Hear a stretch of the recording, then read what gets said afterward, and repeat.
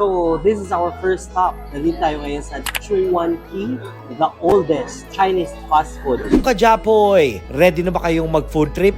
Halina't samahan nyo akong tuklasin ang mga hidden gems ng Chinese food dito sa Binondo, ang pinakamatandang Chinatown sa mundo. Ano yan, kuya? Vegetarian barbecue. Ito, ano to? Sausage, tofu, and rice cake. Okay. Mula sa mga authentic na Chinese restaurants Kuha tayo. Oh, may sabaw-sabaw pa siya. hanggang sa mga kalsadang puno ng street food. Meron tayo ngayon ditong veggie barbecue na tinatawag nila. Ito pala, itong tatlong to, ano na siya, 120 pesos para sa tatlo. Tara, kain na!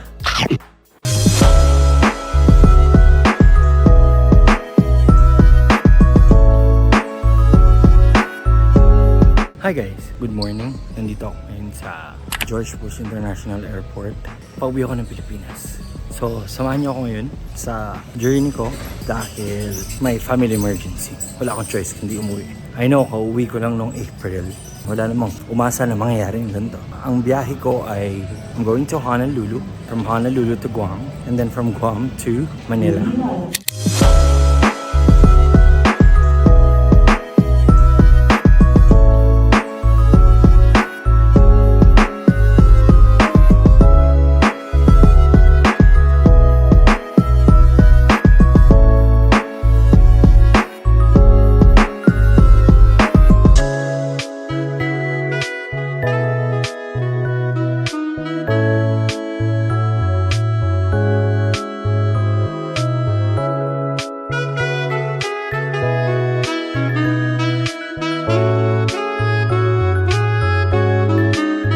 Hello guys! Welcome back to my channel. This is Japoy again. And andito tayo ngayon sa Escolta, sa Binondo. I-explore natin ang iba't ibang mga kainan dito. At syempre, dahil nga kainan, bubusugin namin kayo ng iba't ibang mga Chinese food. Samahan niyo ako. Welcome to Kain Discoveries.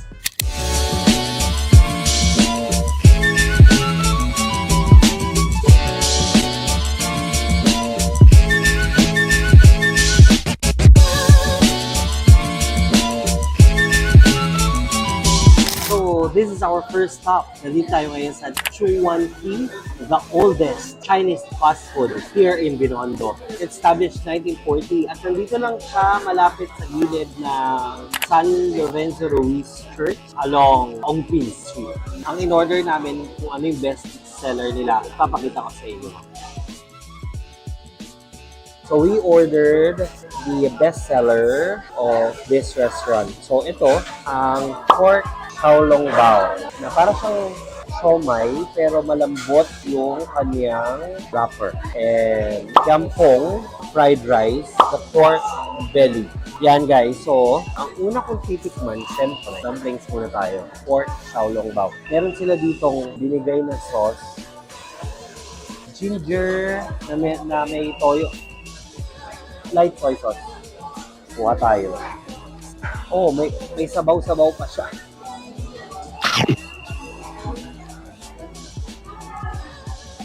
Pero yung loob niya. Wrapper, tapos, yun nga, parang yung siomai. Lasa niya parang siyang bola-bola sa siopaw. Ganun na ganun. So, yung nakita nyo kanina, 10 pieces yun. It's worth 240 pesos. Pwede na, diba? Ngayon, we'll try the yampong. So, lalasahan ko muna siya ng walang kahit anong ulam.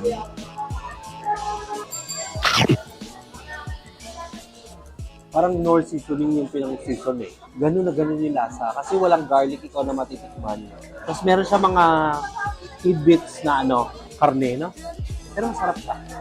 Kung mahilig kayo sa nor seasoning. Ngayon, i-try naman natin yung pork belly. Look at this. Ang laki ng tipak ng baboy. Let's see.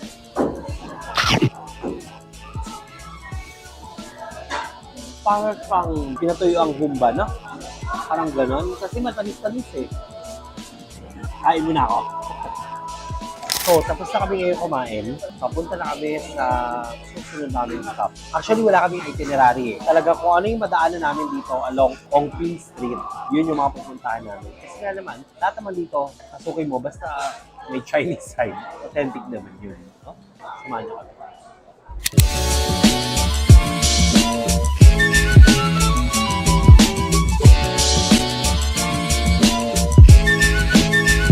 Ano yan, kuya?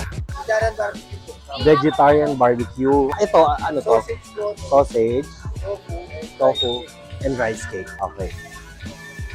Wow, masarap.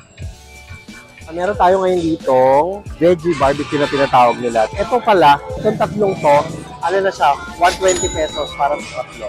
So, tignan natin. Hindi talaga siya lasang sausage to. Lasang gulay na gulay.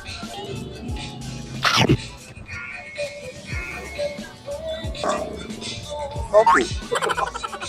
Ito naman yung rice cake. Actually, magkakalasa siya eh. Except yung tofu pala. Pero yung rice cake at saka yung sausage, magkalasa halos.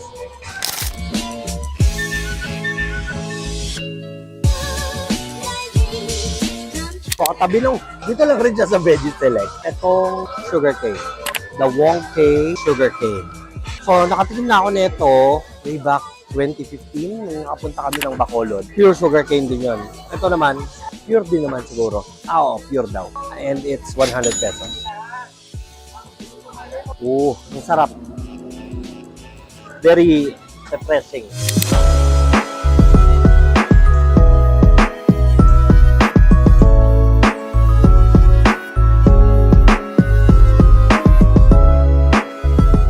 Hi guys! So, nandito tayo ngayon sa the original Shanghai Fried Siopaw. So, yung isang siopaw niya, it's worth 35 pesos. At yung apat naman na ganito ay 140 pesos. Tikman natin yung, ang init. Ito siya. No? Lasa siyang Shanghai na bola-bola kasi bola-bola siya.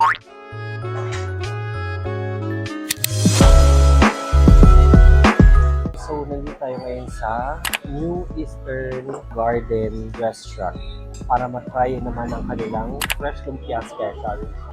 70 pesos. Try natin anong lasa.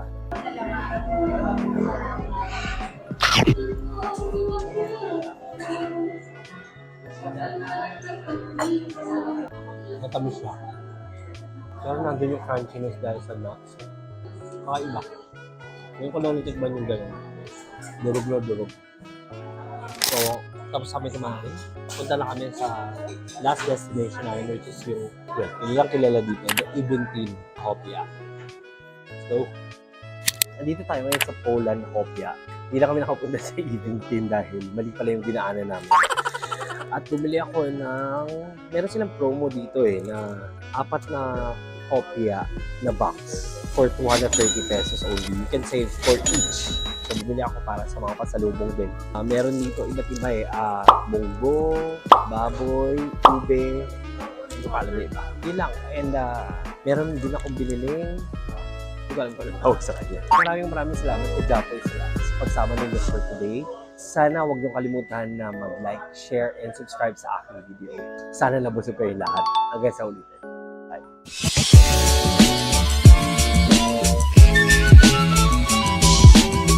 Sa Chuan Key, nag-enjoy tayo sa pork xiaolongbao for 220 pesos, kiampong fried rice for 60 pesos, at syempre, stew pork belly for 420 pesos. Next, Veggie Select 1 sausage, 1 tofu, at 1 rice cake. Lahat yan for just 120 pesos. Sugarcane juice sa Wongkei for 100 pesos. Shanghai Fried Siopaw for just 35 pesos. Pero kung gusto mo ng maramihan, for 120 pesos. Sa New Eastern Garden Restaurant, hinataw natin ang fresh lumpia special for 70 pesos at ang panghuli, Poland Hopia. Ang isang box ay for 65 pesos only. 4 na boxes sa halagang 230 pesos only. Lahat-lahat nakapaglaway tayo at gumastos ng 1,095 pesos.